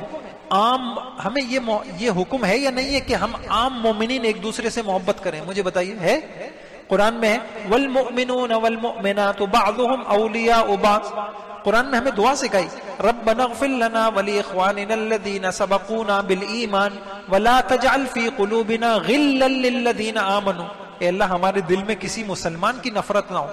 تو جب مسلمان کی نفرت نہیں ہونی چاہیے تو صحابہ کی بطریق اولا نہیں ہونی چاہیے.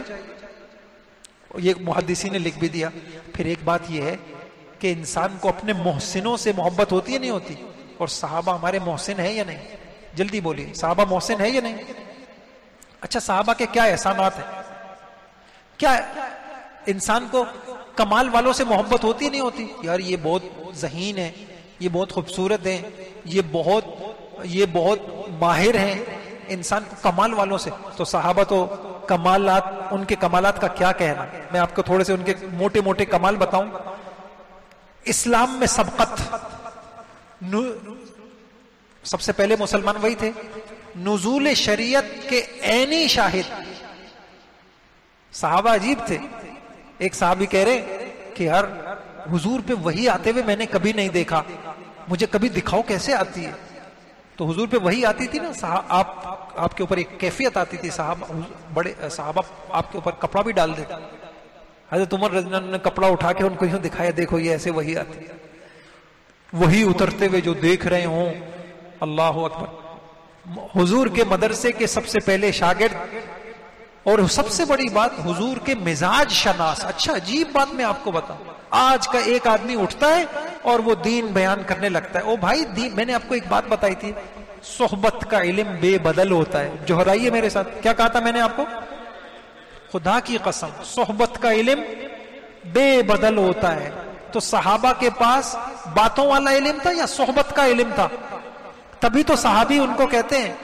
انہوں نے تو جو کچھ حضور نے کہا تھا، ہم نے تو نمازوں کا سنا ہے، ہم نے حضور کی نماز دیکھی ہے. انہوں نے حضور کی نماز دیکھی، اخلاق دیکھے، آپ کے اعمال دیکھے، آپ کی راتیں دیکھی، آپ کی تنہائیاں دیکھی، آپ کا غصہ دیکھا، اور اتنے مزاج شناس تھے. تو انہوں نے جو چیز سمجھی نا دین کی، وہ ایسی کوئی بڑے سے بڑا عالم نہیں سمجھ سکتا. اس کی ایک مثال دوں میں بخاری شریف سے. ایک صحابی نفل نماز پڑھ رہے تھے. نفل میں بڑی گنجائش ہے، نفل میں بڑی گنجائش ہے. آپ سفر کے اندر گاڑی میں بیٹھے، آپ نفل پڑھیں، قبلہ ادھر ہے، آپ ادھر جا رہے ہیں، کوئی مسئلہ نہیں. حضور نے پڑھی ہے. تو ایک صحابی پڑھ رہے ہوں گے نفل نماز، تو انہوں نے گھوڑا پکڑا ہوا تھا اپنا یوں، اور نماز بھی پڑھ رہے. اب گھوڑا کبھی ان کو ادھر لے جائے، کبھی ادھر لے جائے، کبھی ادھر لے جائے. یہ میں آپ کو بخاری شریف کی حدیث سنا. تو ایک خارجی، دیکھیں اعتراض کرنے والے کیسے بدبخت ہوتے. اس نے کہا اس بڈھے کو دیکھو، یہ کوئی نماز ہوتی؟ کس کو کہہ رہا ہے؟ صحابی کی نماز کو. صحابی نے سلام پھیرا، کہا دیکھیں عجیب بات کہی کہ ہم نے حضور کی، میں مفہوم عرض کر رہا ہوں، ہم نے حضور کی صحبت کا علم لیا ہے، ہم نے حضور سے دین میں آسانیاں دیکھی ہیں، تم کیا ہمیں دین سکھاؤ گے؟ ہم نے حضور سے دین میں آسانیاں سیکھی ہیں. تو ان کو حضور کی صحبت سے سمجھ میں آتا تھا کہ کہاں کتنی گنجائش ہے، کتنی تنگی ہے، کہاں سختی ہے، کہاں نرمی ہے. ایسے ہی کچھ خواتین تھیں، وہ جو عورت کو ایام آتے ہیں تو انہوں نے اس میں بڑی شدت اختیار کی. رات کو چراغ جلا جلا کے دیکھتی کہ اب ہم پاک ہوئے نہیں ہوئے. تو صحابیہ نے کہا ہم حضور کے دور میں یہ نہیں کرتے تھے. بھائی ایک مرتبہ صبح کو دیکھ لیا پاک ہوئے نہیں ہوئے؟ یہ دین میں یہ شدت نہیں ہے. تو صحابیات نے حضور سے دین سیکھا، صحابہ نے حضور سے دین سیکھا، ان کو دین کا درجوں کا پتہ چلا، کہاں سختی کہاں نرمی اس کا پتہ چلا. اولین شاگردوں کو پتہ چلتا ہے، بعد والوں کو تھوڑی پتہ چلتا ہے. ہم لوگ آپ لوگ نہیں پہنچ سکتے. تو صحابہ کا یہ کمال تھا کہ انہوں نے حضور کی صحبت کا علم سیکھا تھا، وہ مزاج شناس تھے. اچھا پھر صحابہ سے جو بغض رکھے گا نا تو اس کی بڑی وعیدیں ہیں. ومن ابغضہم، حضور کہہ رہے فببغضی ابغضہم، مجھ سے بغض ہے. امام احمد بن حنبل کہتے تھے جو کسی ایک صحابی کی تنقیص کرتا ہے سمجھ لو وہ رسول اللہ کی تنقیص کرتا ہے اور آپ کو آپ کی قبر میں تکلیف پہنچاتا ہے. اچھا عام مسلمانوں سے دیکھیں، کل کا پورا بیان کیا تھا کہ مغفرت رک جاتی ہے جب دل میں ایک عام مسلمان کا 14ویں صدی کے گناہگار مسلمان کا بغض دل میں ہو. مغفرت نہیں ہوتی شب قدر میں. اور صحابہ کا بغض دل میں ہوگا مغفرت ہوگی؟ صحابہ کا دل بغض بھرے ہوئے ہیں سینوں میں، نام آتے ہوئے آگ لگ جاتی ہے. اللہ کے واسطے بچیں. بلکہ سورہ فتح میں کیا ہے؟ صحابہ سے بغض نفاق کی علامت ہے. لیغیظ بہم الکفار. اس لیے امام مالک فرماتے تھے یہ نا تاکہ دل جلے کافروں کے. امام مالک فرماتے جس کے دل میں کسی صحابی کی طرف سے کھوٹ ہوگا وہ اسی آیت کا مصداق ہے، اس کے اندر کفر کی بو ہے. امام مالک کہہ رہے اس کے اندر کفر کی بو ہے. میں نے ابھی حدیث آپ کو سنائی، آیت الایمان حب الانصار، آیت النفاق بغض الانصار. اچھا پھر یہ بھی دیکھیں بہت اہم بات بتا رہا ہوں. پھر ہمارے ایمان کا یہ بھی تقاضا ہے جو صحابہ سے بغض رکھے ہمارا دل ان کے لیے نرم نہیں ہو. ایک بڑے عالم ہے، مجھے بڑی اچھی بات سمجھ میں آئی. مغرب کا مسلمانوں پر ایک اعتراض ہے، مسلمان جذباتی بہت ہوتے ہیں. ہم تو جذباتی نہیں ہیں. کوئی عیسیٰ علیہ السلام کو برا کہہ رہا ہے آزاد ہے بولتا رہے، ہم تو جذباتی نہیں. کوئی انجیل کو برا کہہ رہا ہے بولتا رہے. تو ایک تو ان عالم نے بڑا اچھا جواب دیا. انہوں نے کہا تمہارے پاس ہے کیا کہ تم جذباتی ہو گئے؟ تمہارے پاس نہ اپنا قبلہ ہے، نہ تمہارے پاس اپنا نبی ہے، نہ نبی کی کوئی کتاب ہے، نہ نبی کی کوئی تعلیم ہے. تحریف ہو گئی نا سب. تم دکھائی نہیں سکتے ساری دنیا میں کہ یہ ہمارے نبی کی تعلیم. تو تم کس بات پہ جذباتی ہو گئے بھائی؟ ہمارے پاس سب چیزیں اوریجنل ہیں. ہمارے پاس نبی کا روزہ ہے، ہمارے پاس خانہ کعبہ ہے، ہمارے پاس قرآن ہے، ہمارے پاس نبی کی حدیثیں ہیں، ہمارے پاس سب چیزیں اوریجنل ہیں. تمہارا تو بنتا ہی نہیں ہے. پھر دوسری بات بڑی اچھی بات کہی انہوں نے، کہتے ہیں کہ مسلمان جذباتی بہت ہے. یہ جو ہے نا آپ سمجھ نہیں رہے. یہ جو وقتاً فوقتاً یہ جو کیسز آتے ہیں یہ اسی لیے آ رہے ہیں کہ ان کی جذباتیت ختم کر کے ان کو ایسے انجیکشن لگا دو.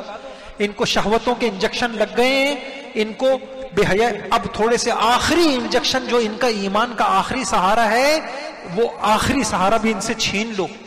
کہیں قرآن جلایا جا رہا ہے. ورنہ آپ سوچیں بھائی تم تو بولے چاند پہ پہنچے اور تم فلاں جگہ پہنچے تو تم ترقی کر کے ان کاموں میں لگو نا. تمہارا ان کاموں سے کیا تعلق؟ تو وہ کیا کر رہے ہیں؟ مسلمان کو بے ہوشی کی، شہوتوں کی نیند سلا دیا ہے. آخری سہارا. وہ کون سے شاعر تھے نام یاد ہے؟ زور سے. اختر. اللہ اکبر. بڑے تکبر والے تھے، بڑے تکبر والے تھے. کوئی کہتا فلاں شاعر کیسا ہے، کہا کچھ بھی نہیں ہے، خاک نہیں ہے. فلاں کیسا ہے، فلاں کیسا ہے، کچھ بھی نہیں ہے، اس کو کیا آتا ہے. ان کو اپنے شاعر کا نشے میں تھے، نوجوانوں نے چھیڑا اور یہ کہہ دیا حضور کے بارے میں کیا خیال ہے. شراب کی حالت میں اپنا گلاس جو ہے اس کے مارا، منہ پہ مارا. کیا کہتا ہے؟ مجھ سے میرا آخری سہارا بھی چھیننا چاہتا ہے، مجھ سے میری نجات کا آخری سہارا چھیننا چاہتا ہے. آخری سہارا تھا کہ حضور کی ایک محبت ہمارے الحمدللہ مسلمانوں میں ہے، قرآن کی محبت ہے، خانہ کعبہ کی محبت ہے. یہ آخری سہارا چھیننا چاہتے ہیں کہ مسلمانوں سے یہ جذباتیت بھی ختم ہو جائے.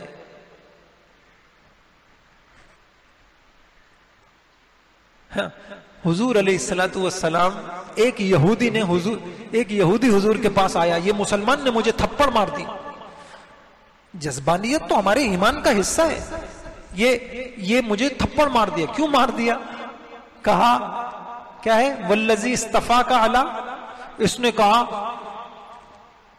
کہ موسیٰ علیہ السلام بڑے پیغمبر ہیں. صرف اتنی بات کہی یہودی نے. صحابی کو حضور کے اوپر بھی تو فوقیت دے رہا ہے، ان کو تھپڑ مار دیا زور سے. حضور نے ان کو کہا کہ نہیں جذباتی نہ ہوا کرو یار، ایسے نہیں ہوا. پتا تھا یہ ایمان. دیکھیے جذباتیت تعلق، میرا ایک جملہ لکھ لیں، نوٹ کریں، میرا نہیں ہے، بڑوں کا میں نے سنا، مجھے بڑی خوشی ہوئی. جذباتیت تعلق کی نشانی ہے. ختم بات. جذباتیت کس کی نشانی ہے؟ آپ کسی کو نہیں جانتے، اس کو کوئی ماں بہن کی گالیاں دے رہا ہے، آپ جذبات میں آئیں گے اور آپ کی ماں کو دے دیں؟ آئیں گے؟ بولیے کیا فرق ہے؟ تعلق ہے. اگر کوئی جذباتی نہیں ہو رہا، وہ اپنے اللہ نبی کے ساتھ تعلق کی فکر کرے. کوئی صحابہ کو گالیاں دیتا رہے اور آپ کہیں آپ کو کچھ بھی نہیں ہو رہا. کوئی صحابہ پہ لعن طعن کرتا رہے، آپ کو کچھ بھی نہیں ہو رہا. کوئی امی عائشہ کے اوپر ہماری ماں پر تہمتیں لگاتا رہے، آپ کو کچھ بھی نہیں ہو رہا. آپ کہتے ہیں ایک میرا رافضی دوست ہے، ابھی بھی دوست ہے، تو پھر اس کا مطلب ہے وہ آخری چیز جو ایک ایمان والے کے پاس ہوتی ہے تعلق کی، وہ بھی نہیں ہے آپ کے سینے میں، وہ بھی فارغ ہے. اب اللہ ہی خیر کرے کہ آخر میں کن کی صفوں میں ہم کھڑے ہوں. تو بھائی یہ بھی صحابہ کا حق ہے، جیسے میری ماں کا حق ہے، میرے باپ کا حق ہے، میرے استاد کا حق ہے. لوگ اپنی پارٹیوں کے اوپر جذباتی ہو جاتے ہیں. بولے ہوتے نہیں ہوتے؟ کوئی آپ کی پارٹی کے لیڈر کو برا تو کہہ دے، ہوئی جذباتی ہو جاتے ہیں. اور ہمارے وہ صحابہ، حضور کے صحابہ، اور ان کو کوئی، یہ غلیظ لوگ کہتے ہیں یہ ہم اس سے الگ ہو ہی نہیں سکتے، کیونکہ یہ ہمارے دین، جیسے ہمارے یہاں اعتکاف ہمارا دین ہے، تراویح ہمارا دین ہے، تو ہمارا کوئی رمضان ہو سکتا ہے جس میں تراویح نہ ہو، روزہ نہ ہو؟ ہمارے رمضان کا تصور ہو سکتا ہے تراویح؟ ان کے دین کا، مذہب کا تصور ہی نہیں ہے لعنت کے بغیر. وہ اس کو عین دین سمجھ رہے ہیں. ہم ان کو چندے دے رہے ہیں. اتنا بغض بھرا ہوا ہے. آپ نے دیکھا ایک ویڈیو سامنے آئی تھی کہ اتنا بغض بھرا ہوا ہے کہ وہ یہ ثابت کرنا چاہ رہے تھے کہ مسلمانوں سے پیسے بٹورے ہم، اور وہ یہ ثابت کرنا چاہ رہے تھے ہم تو نیوٹرل ہیں، ہم تو مسجدوں کو بھی دیکھیں، ہمارے پاس مسجدوں کی بھی درخواستیں ہیں. تو مسجدوں کے نام گن رہا تھا، ایک مسجد کا نام آ گیا، کیا؟ مسجد عمر. ایسی آگ لگی کہ وہ کیا صفائی پلٹ دیا. عمر کا نام منہ سے لینا نہیں چاہتے. ہماری اس مسجد کا ایک نوجوان تھا، اس کی شیعہ سے خاتون سے شادی ہوئی. کہہ رہا میری ساس نے میرے کہا عمر پہ تو ہم یہ بھیجتے ہیں. میں نے کہا تم بڑے غیرت والے ہو کہ تم اس کے بعد بھی جو ہے تم خاموش رہ گئے. میرے بھائیوں، ہمارے پاس آخری سہارا نجات کا کوئی عمل تو اللہ کی قسم ایسا ہے نہیں. ہم تو ان اعتکافوں پر، اصل میں ہم بیٹھے نہیں نا اللہ والوں کی مجلس میں. اللہ والوں کی مجلس میں بیٹھیں تو ہمیں پتہ چلے اخلاص کیا ہوتا ہے، نفسانیت کیا ہوتا ہے.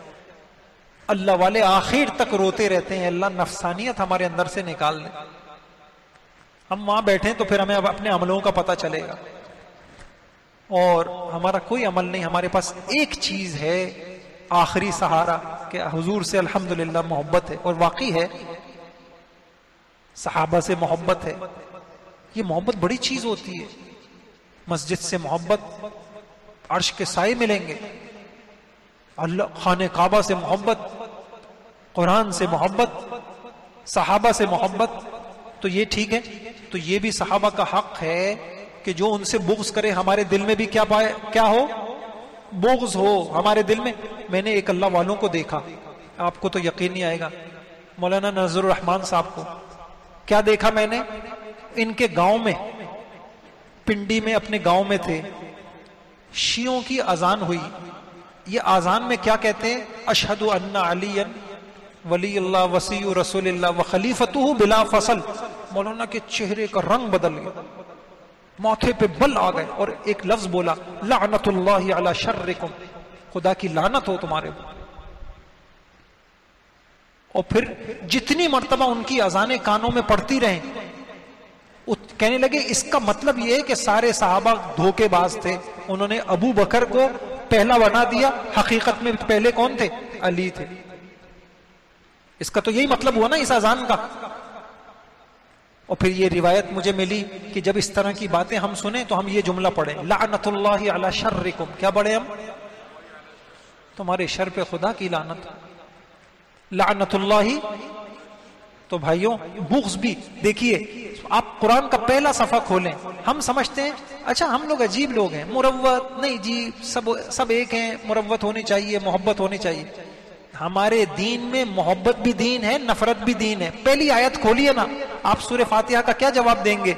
غیر المغضوب علیہم ولا الضالین.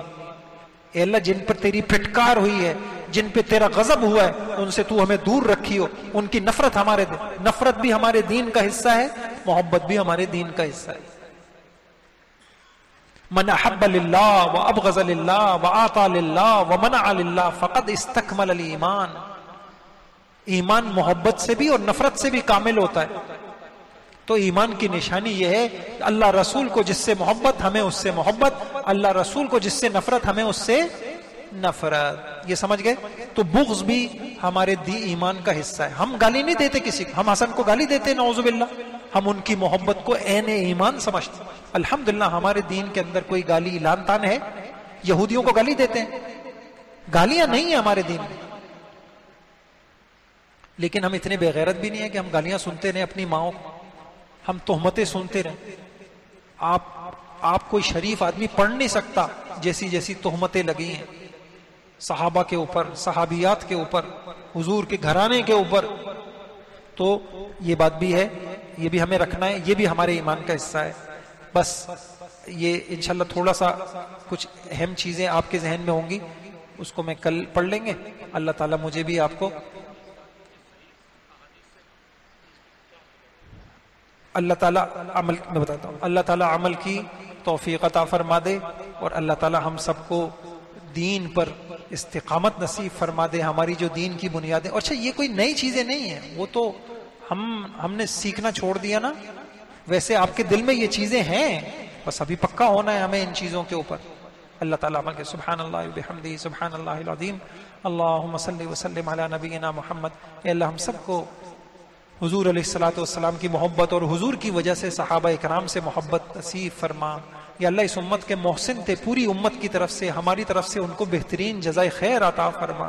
یا اللہ ان کی فضیلت، ان کی حیثیت، ان کے مرتبے کو جیسا تو نے ان کا رتبہ دیا، مرتبہ دیا، جیسا تیرے نبی کی نگاہ میں ان کا رتبہ تھا، اسی طریقے سے اس کو تسلیم کرنے کی، ماننے کی اے اللہ ہمیں توفیق عطا فرما.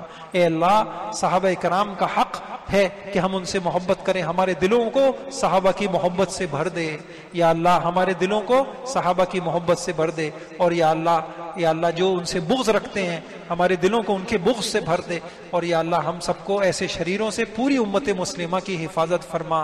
اے اللہ ایسے شریروں سے، ایسے لعنتیوں سے جنہوں نے ہماری اماں حضرت عائشہ کو نہ چھوڑا اور ہمارے حضور کے گھر پاکیزہ گھرانے کو نہیں چھوڑا. اے اللہ ایسے لعنتیوں سے پوری امت کی، ان کے شروں سے، ان کے وسوسوں سے پوری امت کی اللہ حفاظت فرما. اے اللہ ہم تو جڑنا چاہتے ہیں اور پوری امت میں جوڑ پیدا کرنا چاہتے ہیں، لیکن یا اللہ جو محبت تجھے پسند ہے جو وہ محبت عطا فرما، جو نفرت تجھے پسند ہے وہ نفرت ہمارے دلوں میں پیدا فرما. جہاں تجھے سختی پسند ہے وہاں سختی پیدا فرما، جہاں نرمی پسند ہے وہاں ہمارے دلوں میں نرمی نصیب فرما. ہماری نشستوں کو اپنی بارگاہ میں بہت زیادہ قبول فرما اور سارے عالم میں اس کو پھیلانے کی توفیق عطا فرما. آمین و صلی اللہ تعالی.